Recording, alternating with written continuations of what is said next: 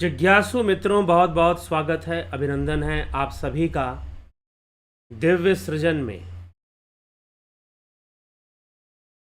प्रत्येक दिवस की भांति आज फिर हम यहाँ पर यह लाइव चर्चा का कार्यक्रम हम शुरू कर रहे हैं और आज की लाइव चर्चा का विषय है प्रारब्ध शून्य कैसे होगा।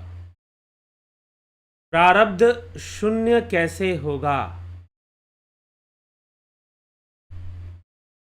तो प्रारब्ध कैसे शून्य हुआ करता है। तो सबसे पहले समझना यह है कि प्रारब्ध है क्या। प्रारब्ध क्या है आपको ये समझना है, और जब ये समझ में आ जाएगा कि प्रारब्ध क्या है और प्रारब्ध का कारण क्या है,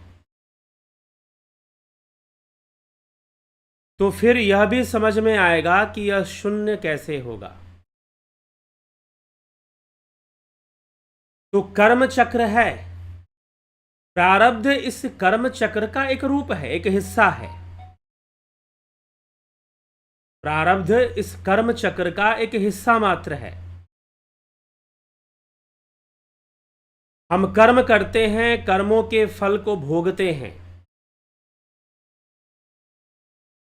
हम कर्म करते हैं और कर्मों के फल को हम भोगते हैं।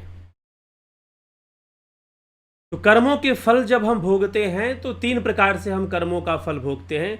एक क्रियमान कर्म, एक संचित कर्म और एक प्रारब्ध कर्म। कर्म तीन रूप धारण करते हैं, कर्मों की तीन अवस्थाएं बनती हैं, क्रियमान, संचित और प्रारब्ध। जिन कर्मों का फल हमें तुरंत मिलता है हम उन्हें क्रियमान कर्म की श्रेणी में रखते हैं। जिन कर्मों का फल हमें नहीं मिला उन्हें हम संचित कर्म कहते हैं। और जिन कर्मों का फल हमें मिल रहा है लेकिन हमने ऐसा कोई कर्म नहीं किया, तो जो संचित था वही प्रारब्ध बनकर हमें प्राप्त होता है। जो संचित था वही प्रारब्ध बनकर हमें प्राप्त होता है। जैसे कि आपने बैंक अकाउंट में एफडी खुलवा दी, आपने एफडी में 1,00,000 रुपए डाल दिए। अब जब 1 साल बाद, अगर 1 साल की आपने एफडी डाली तो 1 साल के लिए वो संचित हो गया। जब वो पैसा मिलेगा तो 1,00,000 नहीं मिलेगा, थोड़ा सा बढ़ के मिलेगा, उसके साथ इंटरेस्ट जुड़ जाएगा, उसका स्वरूप थोड़ा परिवर्तित हो जाएगा। तो संचित कर्मों का जो बदला हुआ रूप है वह प्रारब्ध है। संचित कर्मों का जो बदला हुआ स्वरूप है वही प्रारब्ध है। आपको प्रारब्ध भोगना पड़ेगा। प्रारब्ध कुछ नहीं है, हमारे ही किए हुए कर्म हैं जो हमें उस समय ना मिलकर जब बाद में मिलते हैं, और कई बार वो इस जन्म में ना मिलकर अगले जन्म में मिलते हैं, तो हम उसे प्रारब्ध कहते हैं। हम उसे प्रारब्ध कहते हैं। अब जो कर्म चक्र है, जो कर्म का चक्र है वह कैसा है। अब इसे कर्म चक्र कहा जाता है। कर्म चक्र कहने का मतलब है चक्रवत विधि की गति, ऊपर कभी नीचे कभी, सुख दुख न रहते सम, कभी आते कभी जाते कभी। ठीक। तो चक्रवत जो विधि है उसकी गति कैसी है, वह किस रूप में है, तो वह सर्कुलर रूप में है, वह वृत्ताकार है। जैसे यह वृत्त है, अब इस वृत्त की जो रेखा है, आप इसमें यह बताइए कि इसका प्रारंभ कहां है और इसका अंत कहां है। इसका प्रारंभ कहां है और इसका अंत कहां है। इसका ना कोई अंत है और ना ही इसका कोई प्रारंभ है। वृत्त का ना कोई अंत होता है और ना ही कोई प्रारंभ होता है चक्र है ये। यह कर्म जो है यह चक्रीय व्यवस्था है। तो चक्रीय व्यवस्था में ना कोई स्टार्टिंग पॉइंट होता है ना कोई एंड पॉइंट होता है। चक्रीय व्यवस्था में एक वृत्त के अंदर ना कोई स्टार्टिंग पॉइंट होता है और ना ही कोई एंड पॉइंट होता है, कुछ भी नहीं होता। हाँ, इसका केंद्र बिंदु जरूर होता है। इस वृत्त का केंद्र बिंदु जरूर होता है,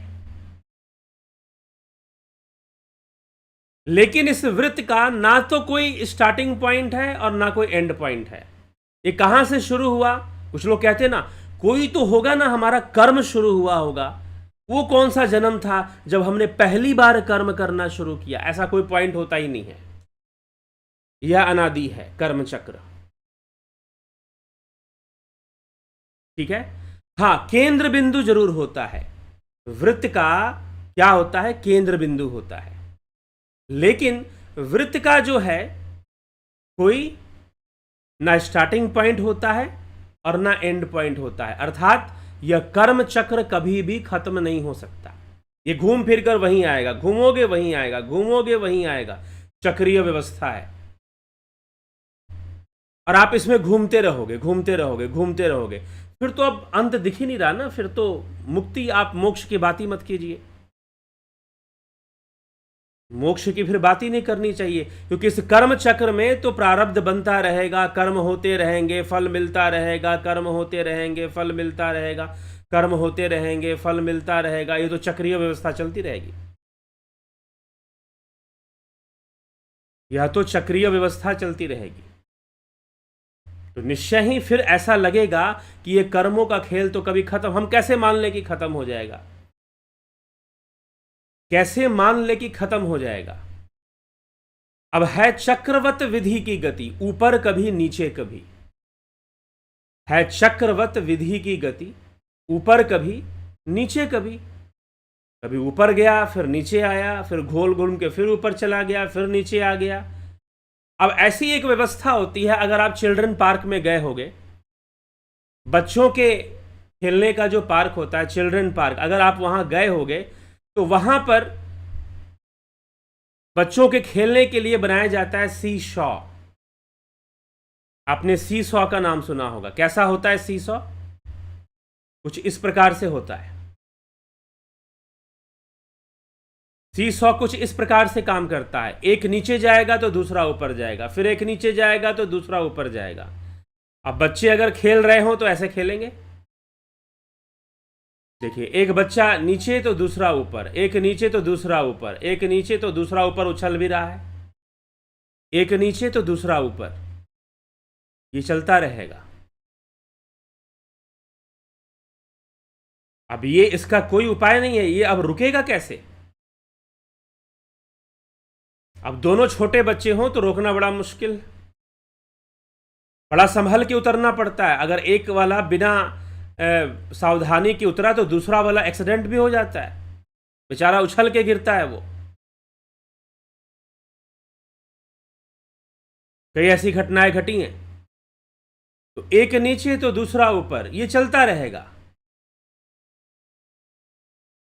तो अब एक जब नीचे जाएगा तो दूसरा ऊपर हो जाएगा, दूसरा प्रारब्ध बन के बैठ जाएगा कि भाई ठीक है, तूने मुझे नीचे किया तो मैं तुझे भी नीचे करूंगा। तो ऐसे ही हमारा प्रारब्ध होता है।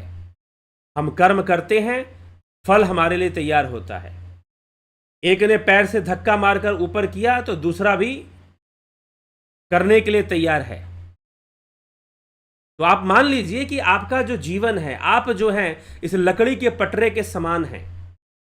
आप स्वयं कौन हैं? आप इस लकड़ी के, आपका जो अस्तित्व है इस लकड़ी के पटरे के समान है। कभी एक पल्ला नीचे होता है तो दूसरा पल्ला ऊपर होता है, फिर एक पल्ला नीचे होता है तो दूसरा पल्ला ऊपर होता है चक्रवत विधि की गति, ऊपर कभी नीचे कभी। है चक्रवत विधि की गति, ऊपर कभी नीचे कभी। सुख दुख न रहते सम कभी, आते कभी जाते कभी। तो ये इस तरह से ऊपर नीचे आगे पीछे होते रहेंगे और आप इस चक्र में रहोगे। कोई समाधान नहीं है बीच में ऐसा कुछ भी। आप ऊपर हो रहे हो, नीचे हो रहे हो, ऊपर हो रहे हो, नीचे हो रहे हो। कभी सुख की ओर जा रहे हो, कभी दुख की ओर जा रहे हो, कभी खुशी मिल रही है, कभी गम मिल रहा है, और कर्मों का खेल चल रहा है। आप कर्म करते हो तो कुछ प्राप्त होता है फल के रूप में, जैसा कर्म करते हो वैसा प्राप्त होता है। सुख आता है, सुख के बाद दुख आता है, दुख के बाद फिर से सुख आता है, और सुख के बाद फिर से दुख आता है। आप इस खेल में खेलते रहते हैं और ये चक्र चलता रहता है। अब ये सर्कुलर है, ये चक्रीय व्यवस्था है, इसका ना कोई शुरुआत है ना कोई अंत है। तो इसका समाधान क्या है? मैंने आपसे कहा कि वृत्त का ना कोई, इस वृत्त का ना कोई प्रारंभ है। वृत्त में जो रेखा होती है ना उसका कोई स्टार्टिंग पॉइंट होता है ना कोई एंड पॉइंट होता है, लेकिन इसका केंद्र बिंदु होता है। केंद्र बिंदु होता है। अब ऐसे ही सापेक्षवाद काम करता है, रिलेटिविटी काम करती है। अब जैसे देख लीजिए इस मोशन में, इस सीसॉ में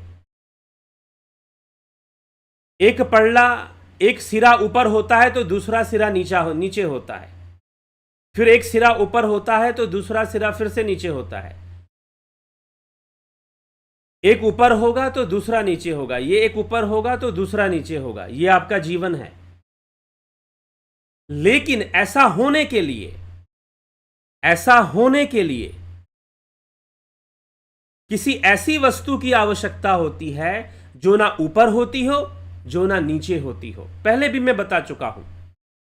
आज हम इस विषय को कर्म के सिद्धांत के हिसाब से समझेंगे कि जब सापेक्षवाद पर चर्चा हुई थी, रिलेटिविटी पर, तो यह बात कहा गया था वस्तुएं सापेक्ष हैं, लेकिन सापेक्ष होने के लिए किसी एक वस्तु का निरपेक्ष होना अनिवार्य है।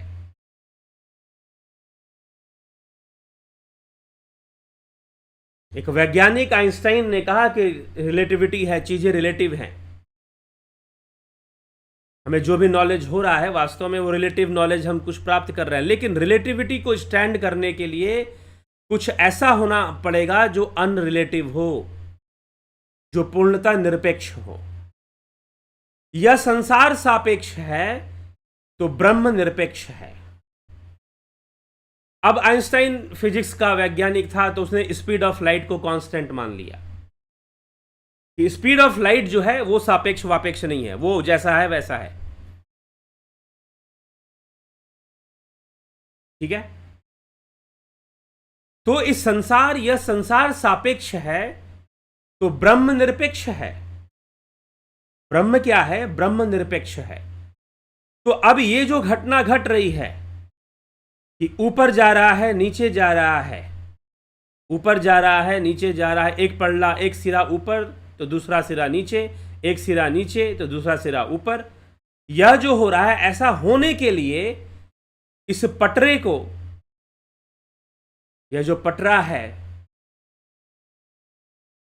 इसको एक आधार चाहिए। ऐसा आधार चाहिए जो हिलता डुलता ना हो, जो ना ऊपर होता हो, जो ना नीचे होता हो, जो ना ऊपर होता हो, जो ना नीचे होता हो, स्थिर रहता हो। और जब उसका आधार मिल जाएगा तो इसका हिलना डुलना बंद हो जाएगा।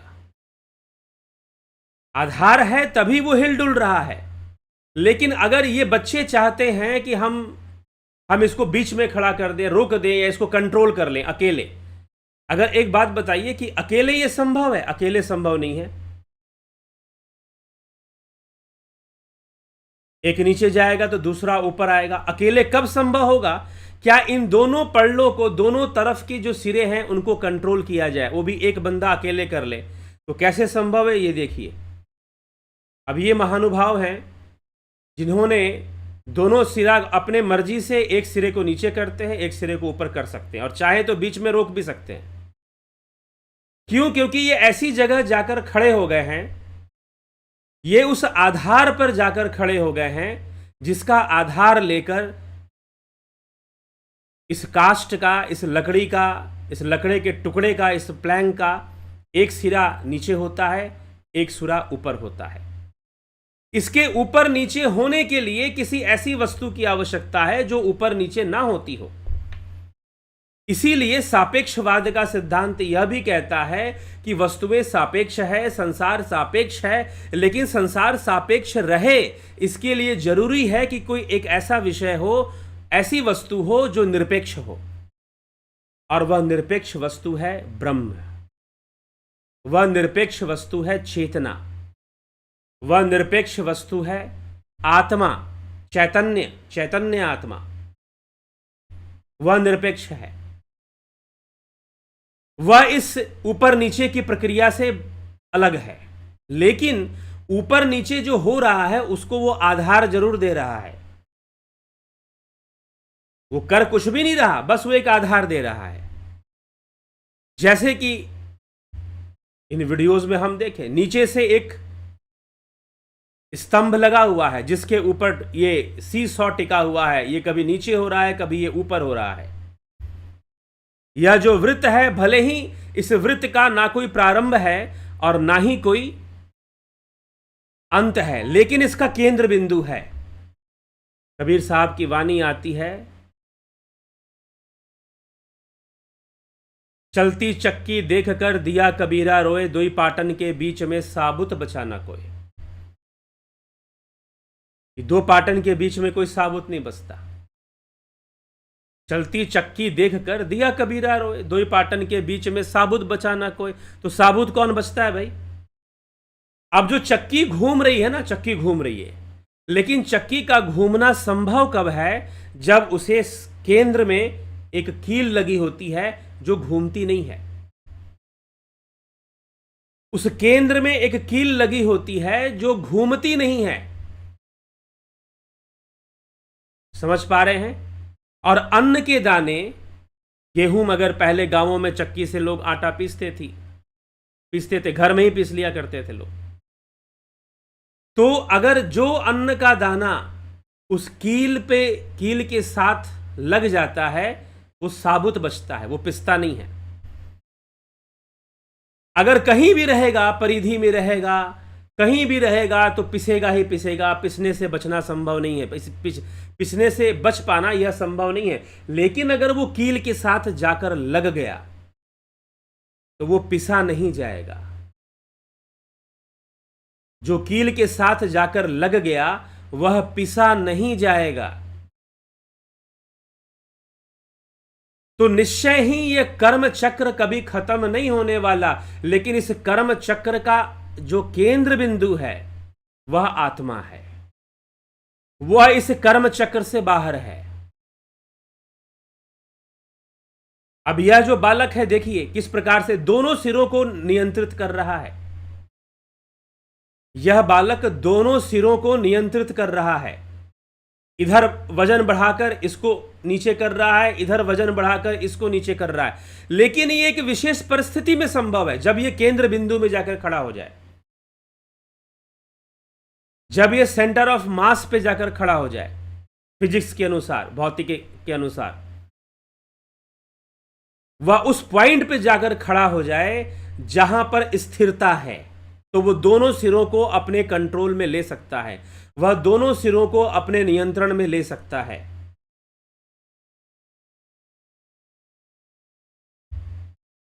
ठीक है? और वो खुद भी चाहे तो स्थिर होकर दोनों सिरों को बराबर भी कर सकता है। केंद्र में खड़े होकर एकदम बराबर वो कर देगा और बीच में जाकर खड़ा हो जाएगा। क्यों? क्योंकि वो स्थान वैसा है जो स्थिर है, जो कर्म सिद्धांत से बाहर है। वह उसको ना ऊपर होना है, उसके सेंटर पॉइंट को ना ऊपर जाना है ना नीचे जाना है। उस सेंटर पॉइंट को ना ऊपर होना है ना नीचे होना है, वो तो केंद्र में है। तो समझ में आ रहा है कुछ? तो सभी भगवान श्री कृष्ण क्या कहते हैं कि ज्ञान अग्नि में सारे कर्मों का नाश हो जाएगा, तुम्हारे सारे प्रारब्ध खत्म हो जाएंगे। जो केंद्र में जाकर खड़ा हो गया,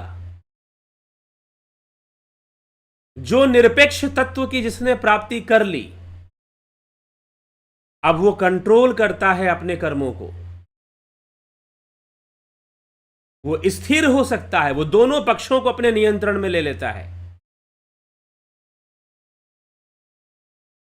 और वो स्थिर हो सकता है।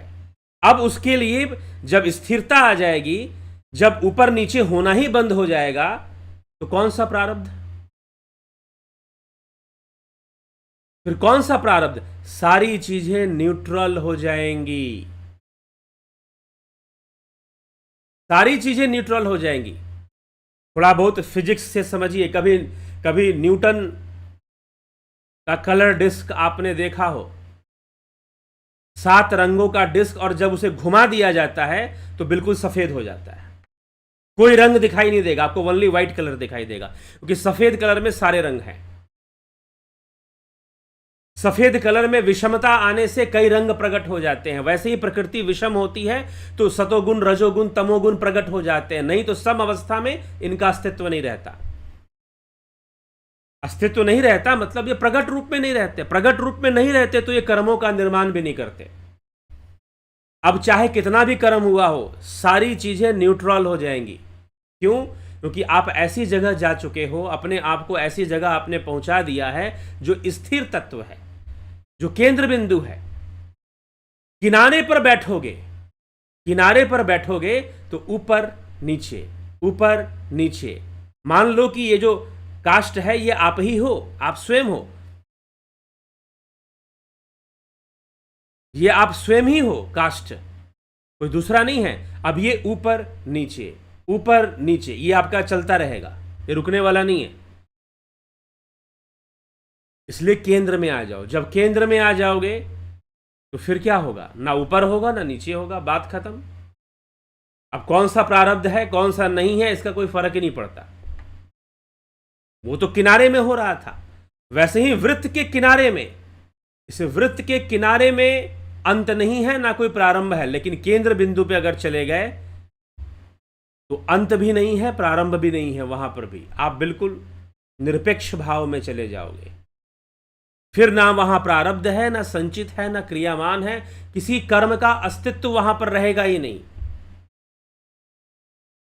बन ही नहीं पाएगा। क्योंकि कर्म क्या है? आपने ये किया तो ये फल मिला, ये किया तो ये फल मिला। इसने इधर से उठाया तो वो नीचे गया, इधर से उठाया तो इधर वाला नीचे गया, इधर से उठाया तो इधर वाला नीचे गया, ये चलता रहेगा, इसका कोई अंत नहीं है। लेकिन अगर केंद्र में आ जाओगे तो इसका अस्तित्व ही नहीं है, तो कर्म एग्जिस्ट ही नहीं करता वास्तव में। इसीलिए अब ध्यान से सुनिएगा, इसीलिए अद्वैत सिद्धांत ने कर्म को भी मिथ्या माना है। हां, किनारे पर कर्म की सत्ता है। जो किनारे बैठा हुआ है ना, ये जो सी सॉ के किनारे में जो बैठेगा उसको ऊपर नीचे करना है। तो व्यवहारिक जगत में कर्म की सत्ता मान्य है, लेकिन पारमार्थिक जगत में कर्म का अस्तित्व ही मान्य नहीं होता। कर्म भी माया का ही रूप है। जैसे माया नहीं है वैसे कर्म भी नहीं है। कर्म क्या है? माया का ही रूप है। अद्वैत सिद्धांत के अनुसार कर्म भी माया का ही रूप है, लेकिन इस माया के अंतर्गत, इस प्रकृति के अंतर्गत कर्म का सिद्धांत लागू होगा, क्योंकि आप केंद्र में नहीं हैं, आप परिधि पर हैं, आप किनारे बैठे हुए हैं। और जब किनारे बैठे हुए हैं तो कभी ऊपर जाएंगे, कभी नीचे आएंगे, कभी ऊपर जाएंगे, कभी नीचे आएंगे, यह आपका जीवन चलता रहेगा। है चक्रवत विधि की गति, ऊपर कभी नीचे कभी, सुख दुख न रहते सम कभी, आते कभी जाते कभी। केंद्र में आ जाओ। और यह जो ध्यान योग है, यह जो ध्यान योग है, ये कहां ले जाता है आपको? आपको केंद्र में ले जाता है। यह जो योग मार्ग है आपको केंद्र में ले जाता है कि आओ चलो अपने मूल स्वरूप में आ जाओ। तुम्हारा मूल स्वरूप हिलना डुलना नहीं है, तुम्हारा मूल स्वरूप ऊपर नीचे करना नहीं है, क्योंकि ऊपर नीचे होने के लिए एक स्थिर तत्व, वह भी हमारा ही रूप है। उसी का आधार लेकर तो सारी चीजें घूम रही हैं। ये देखिए, यहां पर यह पटरा ऊपर नीचे हो रहा है तो बीच में एक स्थिर स्तंभ लगा हुआ है, आधार मिला हुआ है उसे, जो कि स्थिर है। वह ना ऊपर होता है ना नीचे होता है। आप उस बिंदु पे आ जाओ जो स्थिर है। ये श्वासें हमारे, अगर आप देखोगे स्वर विज्ञान को कभी हम समझोगे, स्वरोदय शास्त्र पर एक कोर्स हम ले आएंगे स्वर ज्योतिष स्वर तंत्र के ऊपर, तो आप देखो दिन भर में कभी दायां चलता है कभी बायां चलता है, 1 घंटा दायां चलेगा तो फिर अगले घंटे में बायां चलना शुरू हो जाएगा, फिर बायां चलेगा तो फिर दायां चलेगा। लेकिन जब ध्यान में बैठ जाओगे तो निःश्वास हो जाओगे, जब ध्यान में बैठ जाओगे तो निःश्वास हो जाओगे।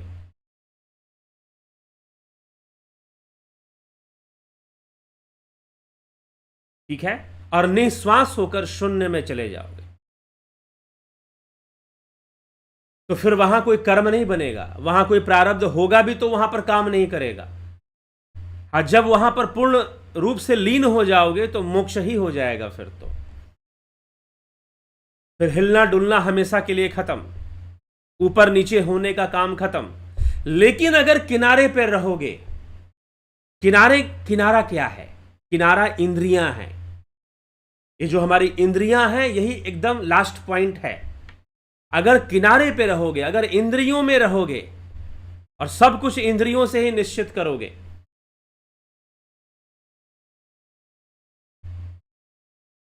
तो फिर इंद्रियों से ही निश्चित करोगे तो किनारे पे रहोगे, तो कभी ऊपर जाओगे कभी नीचे आओगे, कभी ठोकर लगेगी कभी डर लगेगा, कभी मजा भी आएगा लेकिन डर भी लगेगा, और नीचे से जोरदार झटका लग गया तो चोट भी लगेगी। ऊपर नीचे होते रहोगे, ऊपर नीचे तुम्हारा चलता रहेगा, ये रुकने वाला नहीं है।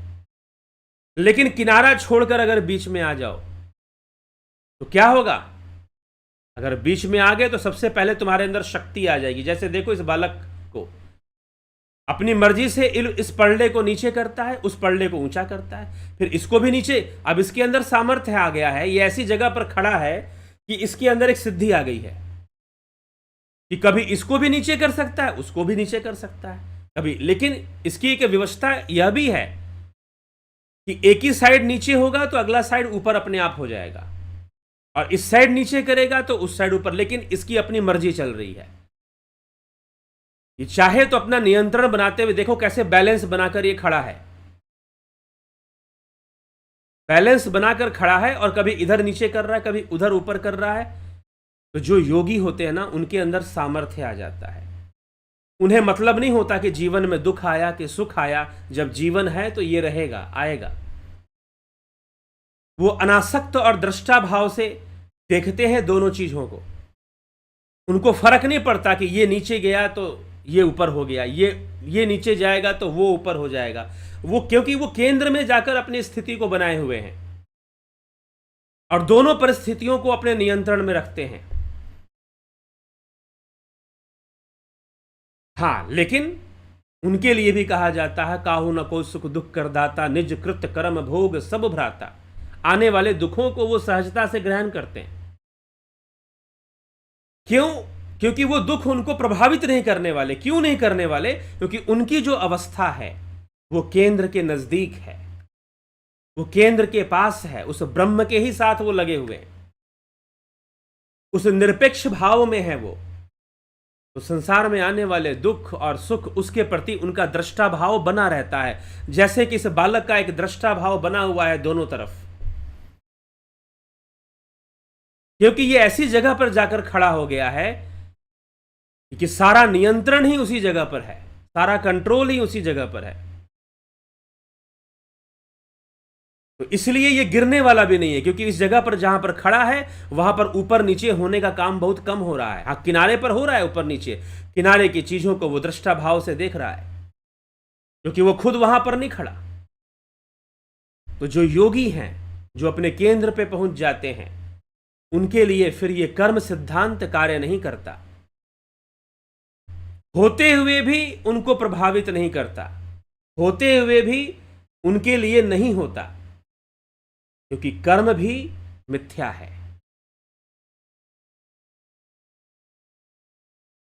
ठीक, अद्वैत सिद्धांत में कर्म को भी मिथ्या माना गया है। हां, व्यवहारिक सत्ता में जहां पर प्रैक्टिकलिटी है, जहां पर यह प्रकृति कार्य कर रही है, वहां तो ऐसे ही चलेगा। ऊपर नीचे, इसको नीचे खींचोगे तो वो ऊपर जाएगा, उसको नीचे खींचोगे तो ये ऊपर जाएगा। कर्म फल कर्म फल कर्म फल चलता ही रहेगा और इसका कोई अंत नहीं है।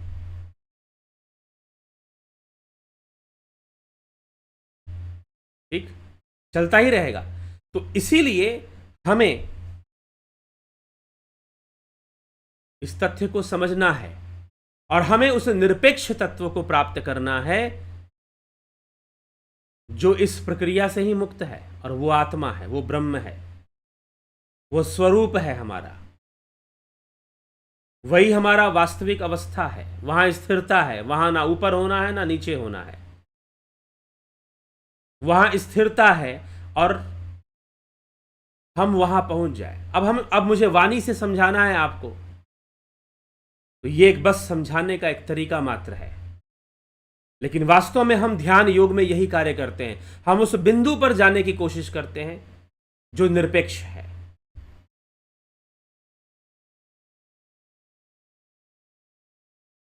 जहां से हम सारे संसार के सुख दुख को दृष्टा भाव से देख सकते हैं। इसलिए भगवान कृष्ण ने एक बहुत रहस्यमयी बात श्रीमद् भगवत गीता में क्या कही है कि जो सांख्य योगी होते हैं वो अपने स्वभाव से ही क्या होते हैं, निष्काम कर्म करते हैं। वो अपने स्वभाव से ही निष्काम कर्म करते हैं, उनको निष्काम कर्म करने का कोई प्रयास नहीं करना है। ऐसे कई लोग कहते हैं ना, मैं तो निष्काम भावना से सारे कर्म करता हूं लेकिन उसमें कामना नहीं रखता हूं। आप एक प्रयास कर रहे हैं निष्काम होने का, लेकिन जो योगी होते हैं वो कोई प्रयास भी नहीं करते, उनके द्वारा होने वाला सारा कर्म निष्काम ही होता है। उनके द्वारा होने वाला संपूर्ण कर्म निष्काम ही हो रहा होता है। उनको कोई अलग से प्रयास नहीं करना पड़ता कि हम निष्काम कर्म करें। तो जब आप केंद्र पे पहुंचोगे, वहां कर्म सिद्धांत काम करना बंद कर देगा।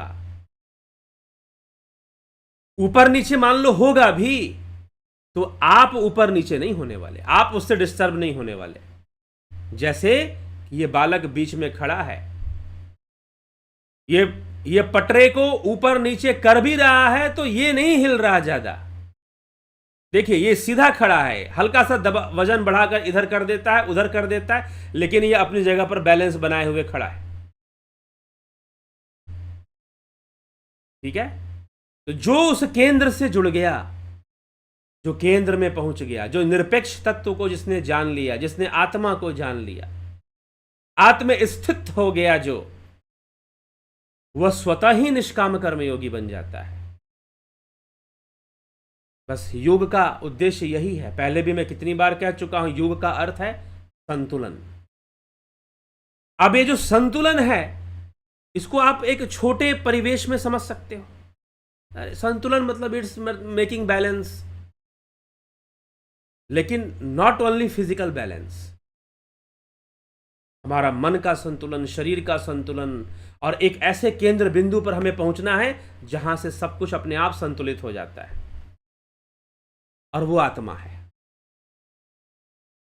वही चैतन्य है, उसी तक हमको पहुंचना है।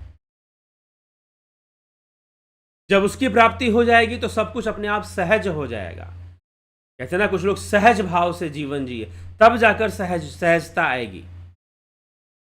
नहीं तो किनारे पर, अगर पटरे के किनारे पर बैठोगे तो सहजता कहां से आएगी? उछलोगे, कूदोगे, कभी सुख कभी दुख लगा रहेगा।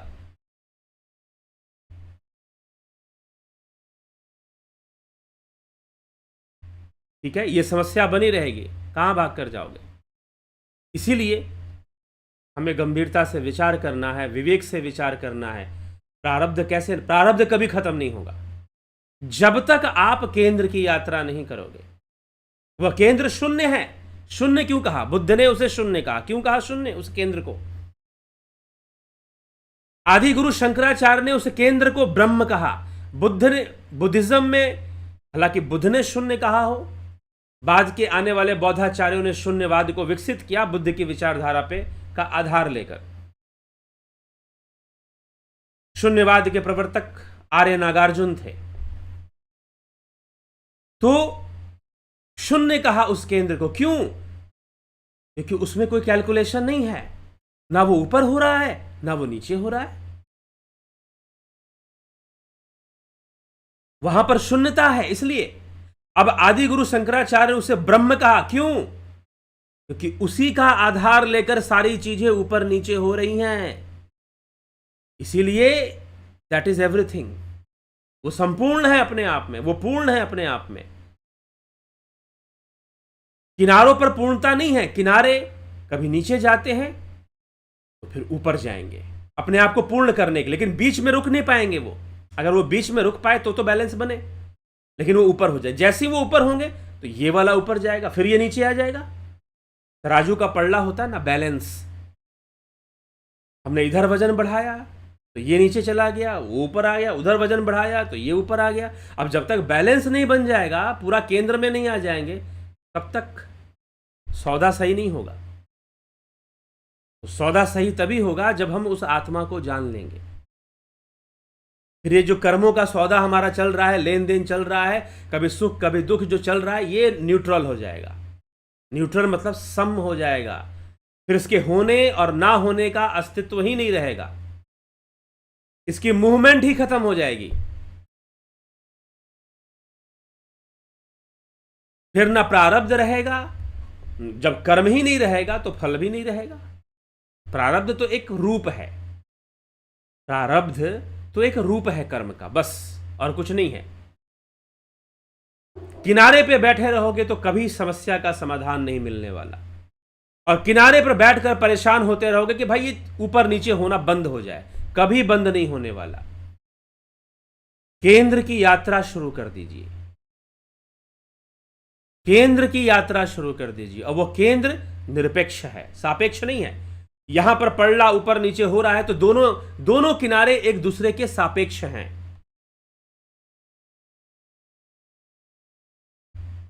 दोनों किनारे एक दूसरे के सापेक्ष हैं। अगर ये नीचे होगा तो उसका ऊपर होना तय है, अगर वो नीचे होगा तो उसका ऊपर होना तय है। Both are relative to each other. यही सापेक्षवाद है संसार में। Both are relative to each other, लेकिन जो सेंटर पॉइंट है वो नॉन रिलेटिव है, वो निरपेक्ष है, वह पूर्णतः निरपेक्ष है। वही तो ब्रह्म है, वही तो आत्मा है, वही तो केंद्र बिंदु है, वही तो स्वरूप है, जिसकी प्राप्ति के लिए महर्षि पतंजलि कहते हैं तद्द्रष्टु स्वरूपे अवस्थानाम। और जब आप स्वरूप में जाके स्थित हो गए तो फिर ना सुख ना दुख, परमानंद। जब आप केंद्र में जाकर स्थित हो गए, उस निरपेक्ष तत्व में जाकर, आत्मा में जाकर स्थित हो गए, इसे आत्म स्थित या स्थित प्रज्ञ भगवान श्री कृष्ण कह रहे हैं। फिर कोई प्रारब्ध नहीं रहेगा, कोई कर्म का चक्र आपके साथ काम नहीं करेगा। आप मुक्त कहलाओगे। आप उससे पहले आप सिद्ध बनोगे, फिर आप मुक्त कहलाओगे। कैसे संभव है? ध्यान योग आपको उसी केंद्र बिंदु की ओर ले जा रहा है। इंद्रियों से दूर हटाकर, जिन लोगों ने ध्यान योग का कोर्स किया है उनके लिए सुबह सुबह अतेंद्रिय ध्यान, ट्रांसेंडेंटल मेडिटेशन की प्रैक्टिस चलती है। जो करते हैं वो आनंद, अद्भुत स्थिरता का अनुभव करते हैं। वो उस केंद्र को स्पर्श करते हैं, उसके नजदीक पहुंचते हैं थोड़ी देर के लिए। जब वो वहां से लौटते भी हैं तो अब बाहर की जो चीजें हैं उस लेवल तक वो किनारे नहीं जाएंगे, अब थोड़ी सी नजदीकी बनी रहेगी। इस तरह से अभ्यास करते करते करते करते, कोशिश करते करते केंद्र में जाकर पहुंच जाओ। और जब केंद्र में पहुंच जाओगे तो दोनों सिरे आपके कंट्रोल में आ जाएंगे, दोनों सिरे आपके नियंत्रण में आ जाएंगे। चाहो तो उसको रोक दो, चाहो तो लीला करते हुए कभी इधर थोड़ा बहुत कर लो। अवतारी पुरुष यही काम करते हैं। कौन सा काम करते हैं? ये काम करते हैं अवतारी पुरुष। बीच में खड़े होकर वो कंट्रोल करना जानते हैं।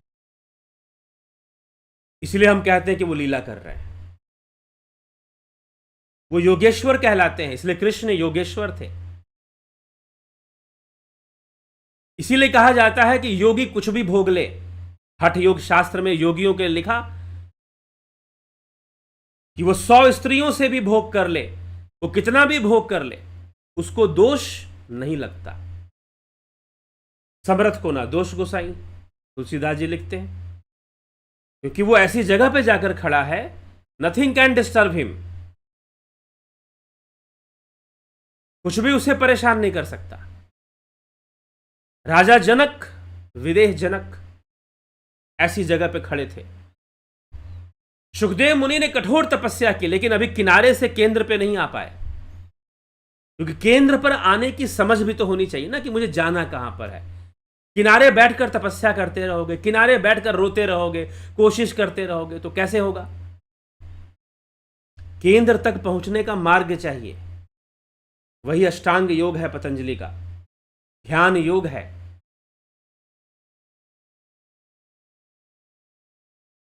और कुछ लोग योग करेंगे, बोलेंगे हम पेट कम करेंगे, आंखों की रोशनी बढ़ाएंगे, दिस इज योगा। उनको तो केंद्र का कुछ आता ही पता नहीं, और वो बेकार में अपने आप को योगी समझे जा रहे हैं। उनको बहका दिया गया है कि भाई ये योग है। योग तो कुछ और ही है। कृष्ण अर्जुन से कह रहे, तस्माद योगी भवार्जुना।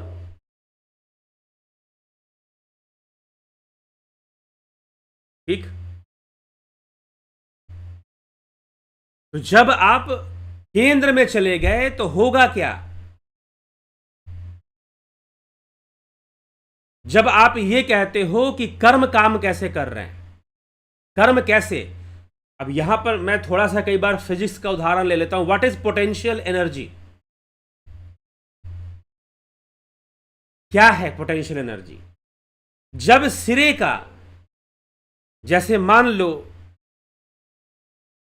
ये पड़ला ऊपर नीचे हो रहा है, अब ये ऊपर नीचे क्यों हो रहा है बताइए? अब एक सिरा नीचे क्यों हुआ और दूसरा सिरा ऊपर क्यों हुआ, और दूसरा सिरा नीचे हुआ तो इधर वाला ऊपर हो गया, क्यों हुआ? ये दोनों एक दूसरे के कारण बनते हैं। ये दोनों एक दूसरे के कारण बनते हैं। कारण, अब कारण शरीर समझ में आएगा, जहां पे कर्मों का बीज रहता है। कारण बनते हैं। पोटेंशियल एनर्जी हमेशा कारण बनती है। किसका? कर्म का कारण बनती है।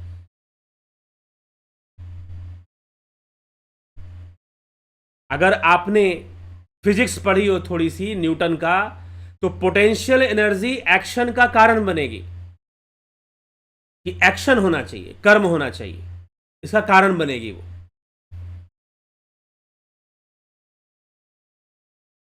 ठीक।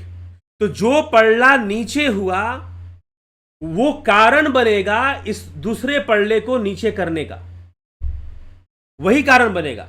दोनों सिरा एक दूसरे के कारण भी बन रहे हैं, कर्म भी हो रहा है, फल भी मिल रहा है, कर्म भी हो रहा है, फल भी मिल रहा है। तो फल क्या है? वास्तव में जिस समय आप कर्मों का फल भोगते हो, फल को भोगते हुए कर्म भी तो करते हो। जिस समय आप कर्मों का फल भोगते हो, तो फल को भोगते हुए आप कर्म भी कर रहे हो। लेकिन जब पड़ला बराबर में आ गया, तो अब कारण कहां गया? कारण का अस्तित्व रहेगा क्या? तो फिर सेंटर में, केंद्र में कारण ही नहीं बचेगा, तो निर्बीज हो जाओगे। चलती चक्की देख कर दिया कबीरा रोए, दोई पाटन के बीच में साबुत बचा ना कोई। लेकिन जो अनाज का दाना कील से जाकर चिपक गया, उसका तो पिसने का कारण ही नहीं है, वो पिसेगा कहां से? तो सबीज होना मतलब कि कारण होना। कारण शरीर हम बोलते हैं ना, कारण शरीर। कारण शरीर में कर्मों के बीज रहते हैं। वो रहेगा ही नहीं जब कारण ही नहीं बनेगा।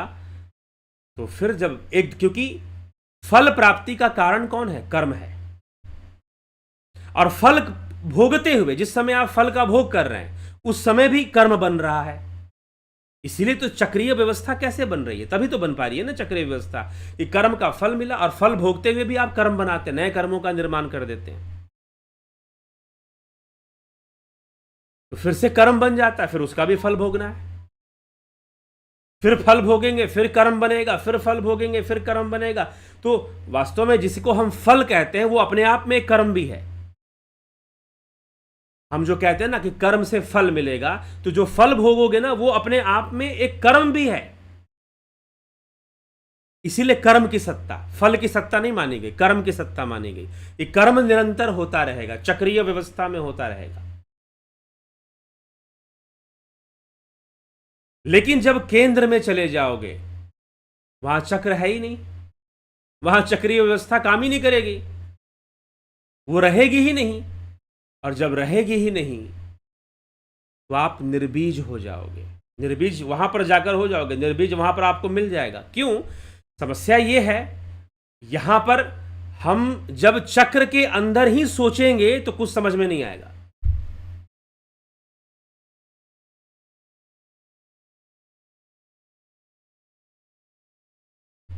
तो कुछ समझ में नहीं आएगा।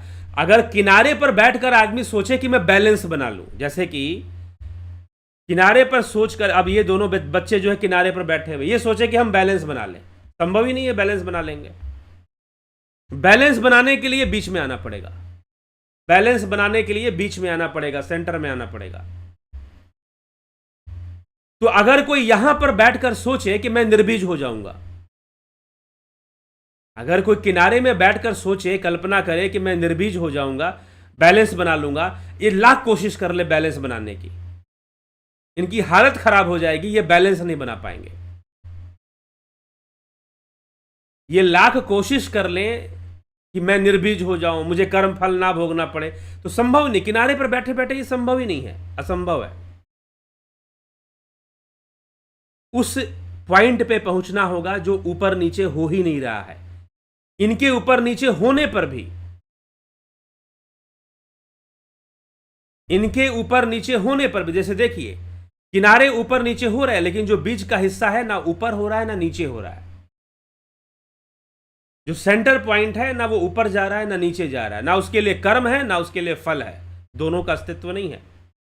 इसलिए आदि गुरु शंकराचार्य ने क्या माना? यह माना, उन्होंने यह माना कि कर्म फल का अस्तित्व पारमार्थिक सत्ता में नहीं होता। तो कर्म और फल, कर्म पैदा का, ये तो कितनी बार मैं बोल चुका हूं कि कर्म पैदा कैसे होते हैं? 3 गुणों की विषमता से, रजोगुण, तमोगुण, सतोगुण, इन तीनों की विषमता से कर्म उत्पन्न होते हैं। और जब तीनों सम हो जाएंगे तो कर्म कहां से उत्पन्न होंगे? कर्म उत्पन्न ही नहीं होने वाले, फिर निर्बीज अवस्था आ जाएगी, वहां पर निर्बीज हो जाएगा, कुछ नहीं रहेगा। फिर तीनों जब विषम अवस्था में आएंगे, कोई ज्यादा, मान लो सतोगुण ज्यादा होगा, रजोगुण कम होगा, तमोगुण और कम, या तमोगुण थोड़ा सा ज्यादा, रजोगुण कम, सतोगुण और ज्यादा, जब इस तरह कुछ मिश्रण होगा, ऐसी अवस्था में ही कर्म उत्पन्न होंगे, ऐसी अवस्था में ही संघर्ष होगा, ऐसी अवस्था में ही ऊपर नीचे जाने की होड़ मचेगी। तो हमारे अंदर कभी सतोगुण बढ़ेगा, कभी रजोगुण बढ़ेगा, कभी तमोगुण बढ़ेगा।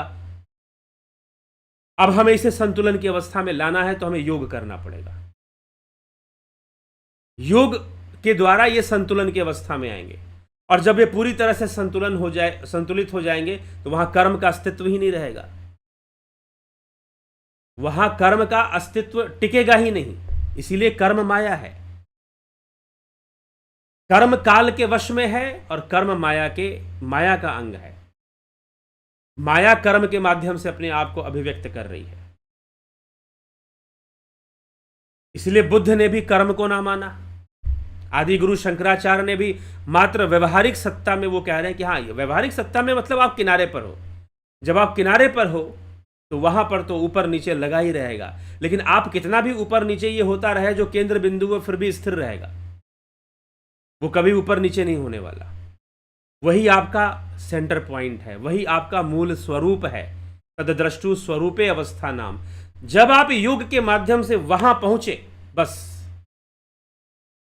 उसके बाद आपके लिए कुछ भी नहीं है। दुनिया अपनी जगह ऊपर नीचे होती रहेगी, आपके लिए कुछ भी नहीं है। ठीक है ना? सुख है ना दुख है, वहां पूर्ण निर्बीजता है, वहां कारण ही नहीं बन रहा, वहां पर उस कारण का अस्तित्व ही नहीं है जो आपको ऊपर या नीचे कर पाए। वो कारण वहां रहता ही नहीं है। तो कर्म क्या है? कर्म व्यवहारिक सत्ता का सत्य है, लेकिन कर्म व्यवहारिक सत्ता मतलब माया की सत्ता, जहां माया काम कर रही है, वहां पर कर्म का अस्तित्व है। और जहां माया काम नहीं कर रही है, उस ब्रह्म में माया काम नहीं कर रही है, तो उस ब्रह्म में कर्म का अस्तित्व भी नहीं है। इसलिए तो भगवान कृष्ण साफ साफ क्या कह रहे हैं, पंचम अध्याय श्रीमद् भगवद गीता, ना तो कर्ता, ना कर्म और ना ही कर्म फल, इन तीनों का संयोग मेरे द्वारा नहीं होता। मैं नहीं करता ये सब। ना तो मैं कर्तापन का संयोग बनाऊंगा, ना कर्म का बनाऊंगा, ना ही कर्म फल का बनाऊंगा। ये तो प्रकृति के वशीभूत हुए जा रहा है, होए जा रहा है प्रकृति के वश। तो इसमें इंटरफेयर करता ही नहीं हूं, नो इंटरफेयर। लेकिन मैं अधिष्ठाता हूं। जैसे कि ये पर्ले ऊपर नीचे हो पा रहे हैं, इसका एक अधिष्ठाता। अधिष्ठाता कौन है? ये बीच में, जो ना ऊपर हो रहा है, जो ना नीचे हो रहा है, वो अधिष्ठाता। अगर ये ना हो तो इनका ऊपर नीचे होना भी संभव नहीं। अगर वो अधिष्ठाता ना हो तो उनका ऊपर नीचे होना भी संभव नहीं है। इसीलिए सापेक्षवाद को प्रमाणित करने के लिए किसी निरपेक्ष वस्तु का होना जरूरी है। चाहे वो आइंस्टाइन का रिलेटिविटी हो, चाहे वो जैन दर्शन का स्यादवाद हो, चाहे वो आदि गुरु शंकराचार्य का सापेक्षवाद हो या त्रिसत्तावाद हो, एक निरपेक्ष सत्ता का होना जरूरी है। तभी निरपेक्ष चीज, तभी सापेक्ष काम करेगा। अब यहां पर दो चीजें हैं, एक पड़ला नीचे होता है तो दूसरा ऊपर होता है। ये दोनों एक दूसरे के सापेक्ष हैं, डिपेंड करते हैं एक दूसरे पर। लेकिन एक केंद्र बिंदु बना हुआ है जहां निरपेक्षता है, उसको ना ऊपर होना है ना नीचे होना, लेकिन उसका आधार लेकर ये ऊपर नीचे होते रहेंगे। तो उस चैतन्य का आधार लेकर ये सब कुछ इंद्रिय जगत चल रहा है, ये माया का क्रियाकलाप चल रहा है।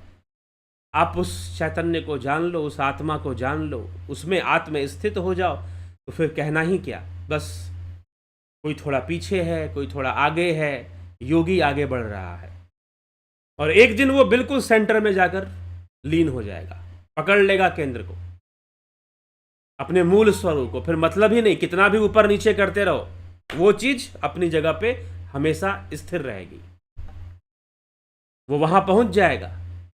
फिर दुनिया अपनी जगह, वो अपनी जगह पर, और वो उसी का हिस्सा। इसलिए मैंने कहा कि जो पूरा पटरा है यही आप हो। आप ही का एक हिस्सा ऊपर होता है, आप ही का एक हिस्सा नीचे होता है। आप ये कंप्लीट हो और बीच का हिस्से में आपको पहुंचना है। आप किनारे पर बैठे हुए हो, आप किनारे से दुनिया को देख रहे हो। जब सेंटर में चले जाओगे तो ध्यान योग आपको उस केंद्र पर ले जा रहा है। इसीलिए जो ध्यान करते हैं, नाद योग करते हैं, नाद योग, नाद में लीन होना, वो केंद्र पर पहुंचते हैं। वो केंद्र के जितना नजदीक जाते हैं उतना स्थिरता का अनुभव करते हैं, उतना शांति का अनुभव करते हैं। किनारे पर जितना रहते हैं उतना हलचल बनी रहेगी, उठा पटक बना रहेगा। जितना केंद्र की ओर जाएंगे उतना स्थिर हो जाएंगे। यही ध्यान योग है। ध्यान योग में यही करवाया जा रहा है, ध्यान योग में यही बताया जा रहा है। हमें गंभीरता से इसको समझना है, ठीक है? तो फिर निश्चय ही हम कर पाएंगे। चलिए, जे जायसवाल जी, राजू पाल जी, सविता नायक जी, पलकधारी राजभर जी, गोविंद प्रसाद नीमा, राम निवास मीना, धन्यवाद भारत, राम विलास जी, विनोद कुमार शर्मा जी, माधुरी Kolhe, Ratan Singh, Yogesh Khairnar, Vinod K Sood, B R Chaudhary, supreme truth god का स्वरूप क्या है, गुमाना राम चौहान जी, विष्णु चंद्र मौर्य, रंजीत स्वामी, मनोज साई, ट्रू इंडियन, रामविलास जी, विनोद भाई, ज्ञान से समझना तो ध्यान करना चाहिए, क्योंकि ध्यान करने वाला और जिसका ध्यान ये अंतर लगता है, मोक्ष किसके लिए, अंतकरण को जी प्रणाम, अंतकरण जीव आत्मा परमात्मा एक ही नहीं है, समाधान करे। सब एक ही है जी, अवस्थाएं बस अलग अलग बना देती हैं। संतोष कुमार, जलाराम राय का सुलेखा देवी जी, गुरु जी प्रणाम। क्या दोबारा ध्यान में आत्मा में स्थित नहीं होने का क्या कारण है? अभी स्थिति नहीं हुई थी, बस थोड़ी सी एक अवस्था बनी थी, पूरी पूर्ण स्थिति नहीं हुई थी। हो जाएगी, अभ्यास करेंगे ध्यान योग का। तो बिमला शाह जी, ट्रू इंडियन गुरु जी, क्या बुद्ध द्वारा बताई गई विपश्यना ध्यान विधि से कर्म शून्य नहीं होंगे? उन्होंने भले ही आत्मा को नहीं माना है, लेकिन चित्त को तो माना है, और चित्त वृत्ति निरोध ही तो योग है। तो उनको मिलने, अब ये देखो बताया क्या जा रहा है। कई लोग मुझसे आते हैं, वहां पर संवेदनाओं को साक्षी भाव से देखने के सिखाया जाता है, आनापान सती में श्वासों की क्रिया पर ध्यान लगाना सिखाया जाता है, लेकिन जो ध्यान योग है या हमारे जो योग शास्त्र हैं, इन श्वासों से भी ऊपर जाकर नाद योग की बात करते हैं,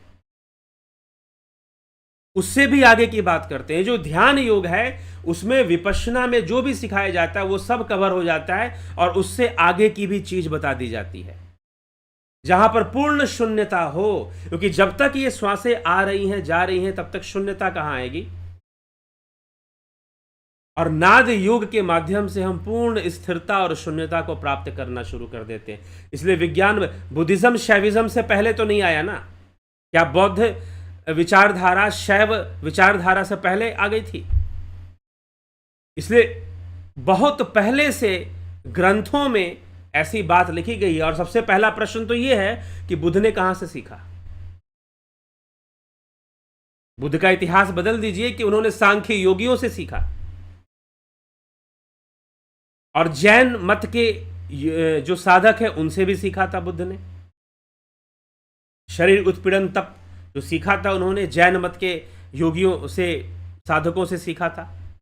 बाकी जो क्रियाएं उन्होंने सीखी थी सांख्य योगियों से सीखी थी, और इस बात का प्रमाण है, ये हिस्टोरिकली प्रूव होता है।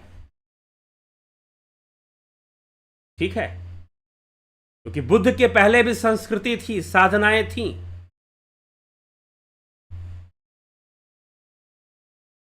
अगर बुद्ध की मूर्तियां पाई जाती हैं तो कई ऐसे विदेशों में भी कई ऐसे खंडहर हैं या गुफाएं मिली हैं जहां पर शिव की मूर्ति पाई जाती है, साधना में बैठे हुए, ध्यान में लीन। हां, यह राजनीतिक पक्ष है। जो राजनीतिकली, जो पॉलिटिकली मोटिवेटेड लोग हैं, जिनके पास अपना विवेक वास्तव में नहीं है, उनको पॉलिटिक्स से मतलब है, या जानबूझकर उनको पॉलिटिक्स से मतलब है, वो उल्टी सीधे बातें करते हैं, क्योंकि उनके लिए पॉलिटिक्स इंपॉर्टेंट है, ना कि सत्य इंपॉर्टेंट है। सच्चाई क्या है उससे महत्व नहीं है। हाँ, आज ये चल जाएगा तो आज ये चला लेते हैं। तो पॉलिटिकल लोग जो हैं कभी कुछ बातें करेंगे, कभी कुछ बातें करेंगे। विचित्र टाइप के लोग आपको मिलेंगे इसमें। हाँ, जो बुद्ध के नाम पर राजनीति कर लेना चाहते हैं। पहले होता था कि राम के नाम पे राजनीति चलती, लेकिन आजकल बुद्ध के नाम पे भी राजनीति चलती है, और लोग लगे हुए हैं, ताकत लगाए हुए हैं कि हम बुद्ध के नाम पर हम ऐसा प्रूव करेंगे, हम वैसा प्रूव करेंगे, लगे हुए हैं। एक बार उनको भी धक्का देना पड़ेगा कि भाई प्रूव करके दिखाओ। चलो, अभी मस्जिदों से निकल रही हैं मूर्तियां, तो इसलिए हमें ये समझना पड़ेगा। तो लोग बुद्ध के नाम पर जो बुद्ध ने नहीं किया वो भी बताने की कोशिश कर रहे हैं, तो वो एक अलग बात है। अगर बुद्ध को इतना ही, एक बात बताइए, अगर बुद्ध को सनातन धर्म से विरोध होता या वैदिक धर्म से विरोध होता, तो क्या वो भगवा चोला पहनकर साधु बनते? क्या वो सांख्य योगियों के पास जाते? वो अपना रंग बदलते, नीला पहनकर? आजकल कुछ लोग बुद्ध को नीला बुद्ध बनाने में लगे हुए हैं। मुझे किसी व्यक्ति ने भेजा बुद्ध की फोटो नीले वस्त्र में। मैंने कहा कि यह राजनीति है। बुद्ध ने कभी नीला वस्त्र धारण नहीं किया। ठीक है, बुद्ध ने कभी नीला वस्त्र धारण नहीं किया, हमेशा काशाय वस्त्र धारण किया। जो भारत के साधु संत जो धारण करते हैं वही रंग का कपड़े बुद्ध ने पहने, काशाय वस्त्र, जिसे हम भगवा भी कहते हैं, केसरिया भी कहते हैं। तो हाँ, अब कोई कहे कि नहीं डार्क रेड था, कोई कहे कि नहीं लाइट रेड था, ये आपका भ्रम मात्र है। केसरिया था, शुद्ध भगवा जिसे कहते हैं, वो बुद्ध ने धारण किया था। तो लेकिन आजकल लोग बुद्ध को नीले कपड़े में भी फोटो, आजकल किसी ने मुझे बुद्ध पूर्णिमा पे फोटो भेजा, बुद्ध ने नीले रंग का वस्त्र धारण किया हुआ है। ये कौन लोग हैं? मैंने तुरंत कहा कि ये राजनीति है, आप ध्यान नहीं देते होगे। आपको अरे हाँ बुद्ध की फोटो आई है नीले कपड़े में, नीले रंग का चिवर उन्होंने धारण किया है, लेकिन ये सत्य तो नहीं है। लोग राजनीति करने में लगे हैं। जो बुद्ध थे वो कुछ और ही बुद्ध को बनाने में लगे हुए हैं। ठीक है, तो ये समस्या है। तो शब्दों को, अब बुद्ध निर्वाण को मानते हैं, तो क्या बुद्ध मोक्ष और निर्वाण में कोई अंतर नहीं है? अभी तो मैंने सारा बोल दिया कि जिस सत्ता को बुद्ध ने शून्य कहा उसी को आदि गुरु शंकराचार्य ने ब्रह्म कहा। बुद्ध ने शून्य क्यों कहा? शून्य इसलिए कहा क्योंकि वहां पर स्थिरता है, वहां पे कर्म नहीं हो रहा है, वहां पे कर्मों की शून्यता है, उस आत्मा में कर्मों की शून्यता है, इसलिए उसे शून्य कहा। लेकिन उसी का आधार लेकर सारी प्रकृति का प्रपंच चल रहा है। अब ये पल्ला ऊपर नीचे हो रहा है तो कैसे हो रहा है? एक स्थिर आधार मिल रहा है तभी तो हो रहा है। तो वही सब कुछ है, उसके बिना कुछ हो ही नहीं सकता। इसीलिए आदि गुरु शंकराचार्य ने उसी को ब्रह्म कहा कि वो सर्वे सर्वा है, वही सर्वव्यापी है, वही सब कुछ है। ये तो एक फिजिकल एग्जाम्पल मैं ले रहा हूं ताकि यहां हम तर्कों से समझा रहे हैं। अगर असली में समझना है तो ध्यान योग की गहराई में उतरिए, ध्यान योग की गहराई में उतरिए। और ध्यान योग में क्या विपश्यना, क्या आनापान सती, और इसके आगे भी नाद और बहुत कुछ है। ध्यान योग में इसके आगे भी बहुत कुछ है। हीरालाल यादव जी, राम विलास जी, सर आपने सिंबल के माध्यम से बहुत अच्छी तरह से समझाया। घनश्याम सरोदे, नूतन भट्ट, नीलम जादव जी, क्या सभी कर्मों को भगवान को समर्पित करके करने से, भगवान को समर्पित करने वाली कोई बात नहीं यहाँ पर। क्या समर्पित करो, कैसे माना जाए कि समर्पित हो गया? आपने कोई कर्म भगवान को समर्पित कर दिया, ये कैसे माना जाए? खाना खा रहे हो तो क्या भगवान को समर्पित कर रहे हो या पेट के लिए खा रहे हो? इस शरीर के लिए खा रहे हो, शरीर को स्वस्थ रखने के लिए खा रहे हो। क्या आपका उद्देश्य नहीं है कि शरीर स्वस्थ रहे? अगर ऐसा है भी तो गलत नहीं है। तो कई बातें हम बड़े ही काल्पनिक कह लीजिए, हाइपोथेटिकल कहें या उसे क्या कहा जाए, कुछ ऐसी बातें हम कई बार करते हैं। वास्तव में निष्काम कर्म कहने का मतलब यह है कि कर्मों में आप एक ऐसी अवस्था में चले गए हैं कि कर्मों का सुख दुख आपको प्रभावित ही नहीं करता, कर्मों का फल आपको प्रभावित ही नहीं करता, तो फल के प्रति आप निष्काम हो जाते हैं। वास्तव में किसके प्रति निष्काम होना है? फल के प्रति। इसलिए भगवान कृष्ण ने कहा कि अनाश्रितो कर्म फलम कार्यम कर्म करोति, कर्म का जो फल है उसके प्रति अनाश्रित हो जाओ और फिर कर्म करो। इसी को निष्काम कर्म कहेंगे, फल के प्रति अनासक्त होना। तो फल को छोड़ना है, ना कि कर्म को। तो कर्म समर्पित करने का क्या मतलब है? फिर भगवान को हमने कर्म समर्पित कर दिया, ऐसा क्या मतलब? एक मान्यता है, आप एक इमेजिनेशन करके चल रहे हो, लेकिन ऐसा कुछ हो नहीं रहा है। ठीक है, कि हमने कर्म नहीं समर्पित करना है, फल समर्पित करना है। फल से अनासक्ति रखनी है। कर्म तो करते चलना है, जो भी कर्तव्य कर्म है।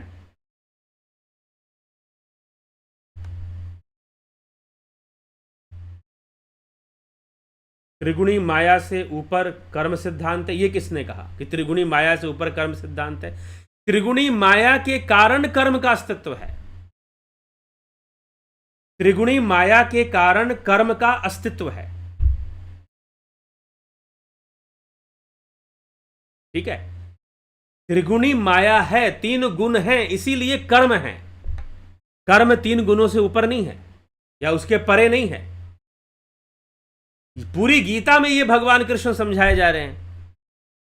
3 गुण अस्तित्व में आएंगे तभी कर्म होगा, नहीं तो कर्म नहीं होगा। 3 गुणों के कारण ही कर्म बन रहा है। अब सुप्रीम कोर्ट जो है वो प्राकृतिक सिद्धांत नहीं है।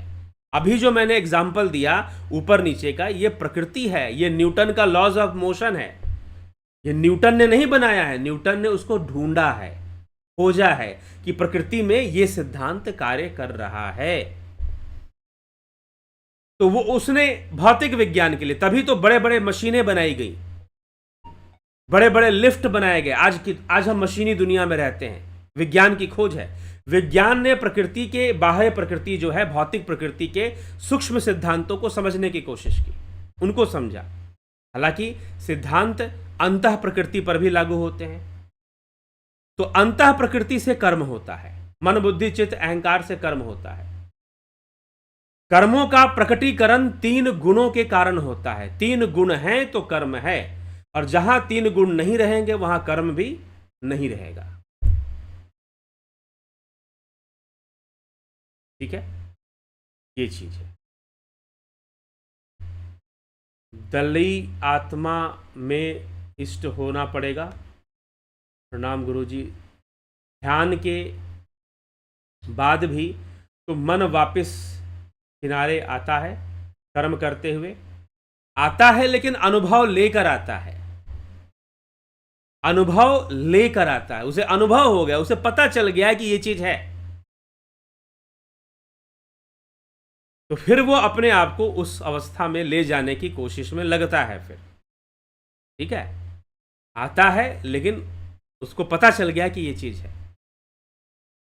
तो पहले वो थोड़ा थोड़ा ध्यान करता है, संसार के कर्म भी करता है, ध्यान भी करता है, फिर धीरे धीरे वो और आगे जाता है, फिर धीरे धीरे वो और आगे जाता है, और पूरी तरह से जब केंद्र में पहुंच जाता है तो फिर उसके लिए यह कर्म भी एक लीला मात्र रह जाती है। यह कर्म भी एक लीला मात्र रह जाती है। ठीक है, तो न्यायालय की व्यवस्था मानवीय व्यवस्था है, मानव ने खुद बनाया है उसे। लेकिन मुख्य प्रथम जो निर्णय है, जो न्याय है, वो प्रकृति करती रहती है अपना काम में वो लगी रहती है और करती रहती है।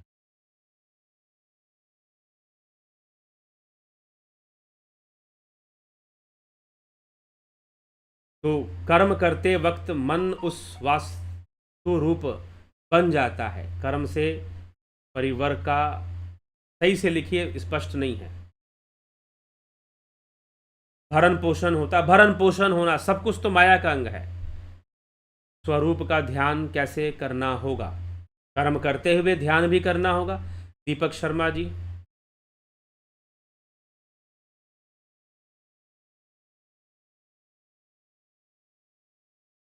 अपंचीकृत पंच तत्व पर अपंचीकृत पहले भी हुआ है।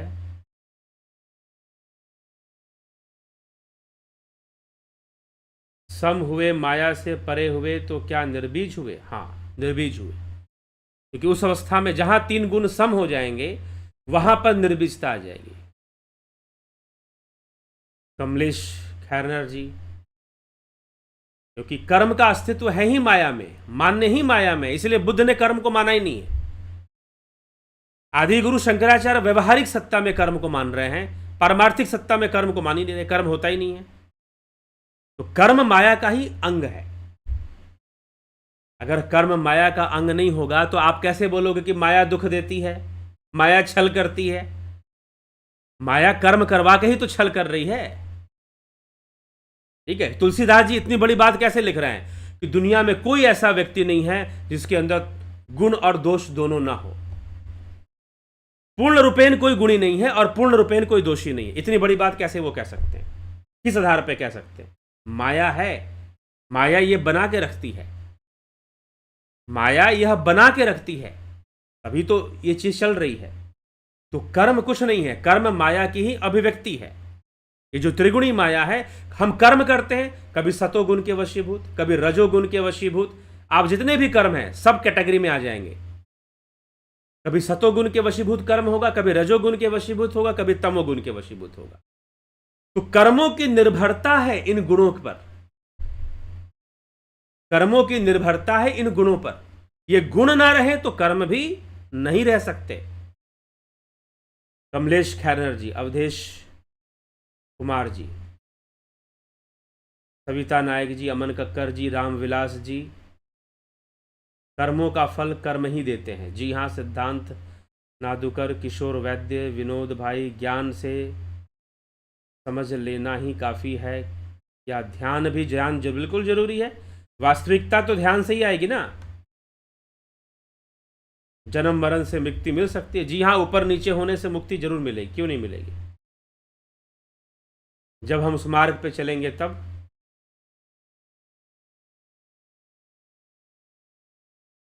ध्यान करना होगा जी, ध्यान योग करना होगा, शिव शक्ति। ठीक है, चलिए इसी के साथ हम विराम देंगे आज के कार्यक्रम को। आज के कार्यक्रम को हम विराम देंगे। ये समझने के लिए एक उदाहरण मैंने लिया है।